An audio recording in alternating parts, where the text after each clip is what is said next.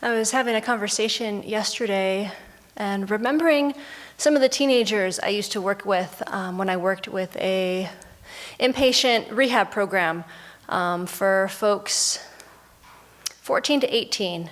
It was a 6-week program where teens would come when they were trying to recover from drug addiction and also had a mental health diagnosis as well. And I was reflecting that many of them never had a real role model in their life to show them what their potential is. Many of them had parents who were incarcerated, who were addicted to drugs and alcohol, who didn't have a lot of money or a lot of emotional resources to raise their kids in a healthy way. And so these teens just really kind of just saw themselves following in their parents' footsteps because this is what they were exposed to. And the importance of having a vision of what our potential is in order to kind of stimulate that spark of like, oh, I see someone doing something, meaningful with their life, contributing to society in a positive way, helping others, whatever that is, I think I can do that too. And also reflecting in my own growing up, when I was younger, I think maybe it was high school, I had aspirations of being a pediatrician. And then in college, when I was first looking at what do I want to study, nutrition was something that was really interesting to me. But both of those are very science-heavy routes, and I was like, I don't think I have what it takes to succeed through the schooling of these science programs. And so I followed what my mom does, she was a teacher for many years. I'm like, oh, I'll explore teaching. And that's been wonderful too, to work with young people also in, that capacity. But just looking back and thinking like, wow, if I had someone close to me who was in those roles, perhaps my choices would have been different. And so it's been really inspiring to meet the Buddha's teachings and really see the Buddha as a role model. Because here is a being who started out just like us and then progressed to develop all of his good qualities limitlessly, to eradicate all of his faulty ways of seeing things, and laid out really explicit instructions for how we can do the same and follow in those footsteps. Something that I really appreciate about the Buddha's teachings is that the Buddha has realized that we all have this same potential to completely develop a heart of love and compassion that wants to reach out and benefit others. And that we can shift our view to seeing others in that light. In the morning, we have this practice of bowing to each other and greeting each other with some eye contact and a small bow. And I find that it is so valuable in my own practice to just have this moment of being like, good morning, Buddha to be, and this, heartfelt wish of I am going to practice so I can, support you on your path to awakening. And by extension, I see that in every single person in this room, and so that then extends to every single person and every single being. This is why I am here and why I am practicing this morning. And it is a very fleeting thought. It's really hard to keep my mind in that space, and it lasts just for these short moments. But there's power in that familiarization because I am so used to, and I think probably many of us are, the models that we see around us in our culture think in a very different way, where we're like, here's this person, I either like them or I don't like them, and that changes day to day, hour to hour. They're good, they're bad, they're helping, they're harming. And so the more, these small moments that I can just habituate my mind to seeing this potential in each and every person, just like the Buddha has taught us to, is just, starting to make those inroads to push back against this deep habituation to seeing us, through my ordinary mind and eyes, my afflicted mind that shows up so often. And I've been contrasting this moment of bowing in the morning to my mind of complaining.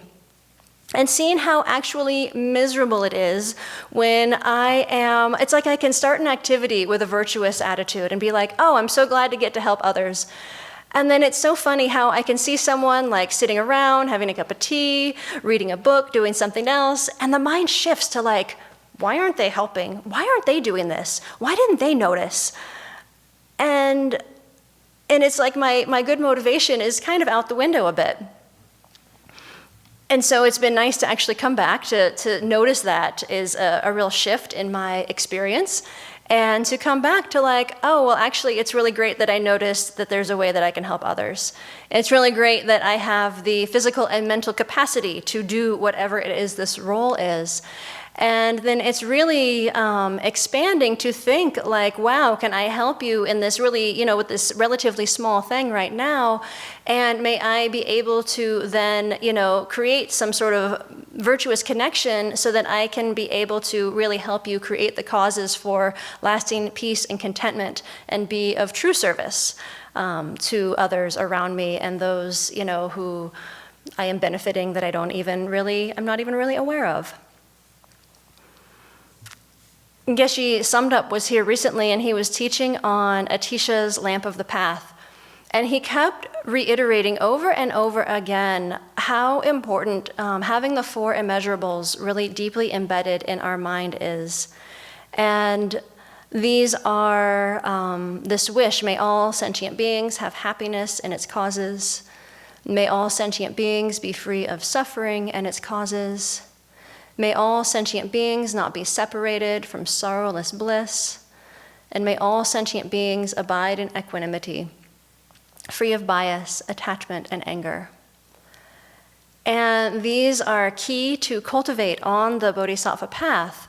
And so thinking that the Buddha has completely, his mind is totally imbued with these qualities. This is what he is, he doesn't, have these conscious thoughts like we do, but his being the energy is just spontaneously and effortlessly thinking, or experiencing, what is going to be of the most benefit to others? How can I help others cultivate the causes for happiness? And so just thinking how amazing that would be in my own life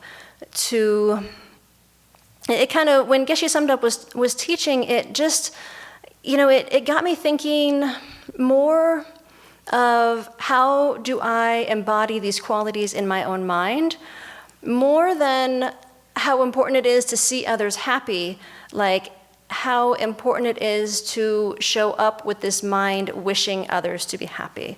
And in challenging situations, how can I keep the focus on may you be happy, may you be free from suffering, so that I'm not just following my habitual ways of navigating and communicating that really can contribute to more suffering and more unhappiness and the proliferation of anger and things.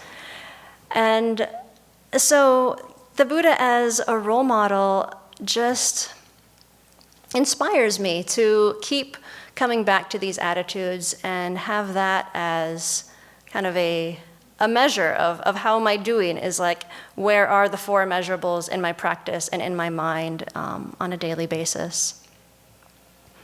And seeing the importance of doing this inner work and looking at the motivation that I'm bringing to things. Before I moved here and in my life, I had this aspiration to help people. This has been something I've wanted to do for a very long time, and so put myself in different situations where I was working with young people, I was doing a lot of volunteer work, and these were very focused on kind of the task at hand, helping people do this thing, helping empower young people, helping to give somebody food. And the Buddha really inspires me to kind of take that step back and look at what are the qualities that I'm bringing to that work. What is my motivation? Am I showing up with patience and understanding, or am I kind of just wanting to get things done? Am I showing up and meeting people where they're at, or do I have a long list of expectations of what I think would be helpful for you? And that as I cultivate my good qualities, that it is like no matter what I do, then there's more potential to bring benefit.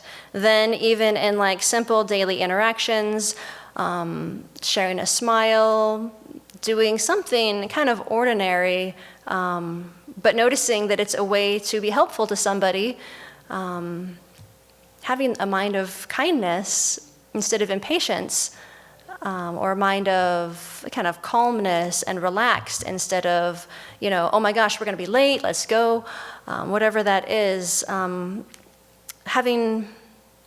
Having developed my own good qualities is going to help me show up in a way that's actually really helpful to others. So it kind of reverses the way that I had approached things before, where it was much about doing and not so much about the inner work of like, what is the state of mind that I'm bringing to these activities. And the Buddha also shows that this cultivation of bodhicitta and full awakening, really bringing all of our good qualities to the fullest and being able to be of the most benefit to others, is a long-term project. I also got pretty frustrated and, it's the word, discouraged, cynical in what my impact could be, or that there's any hope for the world, because as much as I was trying to do, there's more problems happening. But with this long-term aspiration that the Buddha shows us through the stories of all of his previous lives that led up to his awakening, and through the stories of his disciples who, upon hearing, one word of teachings, entered nirvana, or attained nirvana, because that was based on many, many, many, many past lives of practice. To see that this really this long-term supporting others to have happiness and to be free from suffering is many, many lifetimes, that we can look and see a difference in our own heart, in really rejoicing what we're doing in this life right now, but there's no need to get discouraged, because being on this path, going in this direction, is going to lead to a good result. It's going to take a while, but it is really helpful for me to think in that way, that I don't have to try to accomplish everything in this life, because life is short and it goes fast. And really cultivating this motivation that wants to help others, that really truly wants to see things in this realistic and beneficial way that the Buddha has done himself, those are things that are going to help keep me going in this direction. And as we embody the aspirations, the understandings that the Buddha taught, and practice them in our daily life, then we become role models for others. And this can happen in ways that we don't even really know. Just by choosing ethical behavior in a situation where it's not common, by standing up for someone when others are talking about them behind their back, or choosing to tell the truth when maybe we want to lie about something. Whatever that is, these small actions really rooted in ethics and compassion have strong impacts on those around us. Where that saying, actions speak louder than words, is very true when we encounter folks who are really rooted in their values and show up with kindness. That leaves a much deeper imprint than someone who is talking about kindness and then, is driving away in their flashy car, or talking smack about others, getting upset really easily, whatever that is, that's not quite in line with what they're teaching when there's that difference there. And we can see the inspiration of role models as we live together in community here. in this Sangha community that the Buddha set up, where folks come from a lot of different backgrounds. You all can probably tell by talking to the different monastics here that we're all very different.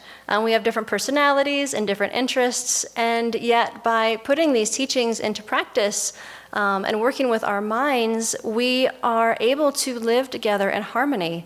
And this can be really a role model for society of how can people communicate with each other and work through differences and really see that we all want to be happy and not suffer, and let's aspire to work towards that instead of so determined to like get my way or have my viewpoint be expressed the loudest. And thankfully, the Buddha was so wise. He said to really investigate his teachings and try them out. And so we can all do that, have curiosity about what is compassion, what is kindness, what are my good qualities, and what do I want to develop more of, and see the example that the Buddha sets of this real commitment to nonviolence, this commitment to cherishing others. And as that grows in our hearts, I think it's quite, maybe it's not natural, but I think that it could be that the more we have these qualities growing in our heart, the more that when we see others are experiencing difficulties, the more it is that we want to help them, the more we want to develop these good qualities, because we see that's how we can really make a difference in the world, a difference in this long-term way, to set a good example for others, and to eventually gain the wisdom and the just unrelenting kindness and compassion that the Buddha has. And in that way, we will have the skill and the know-how to spontaneously and effortlessly help others do the same.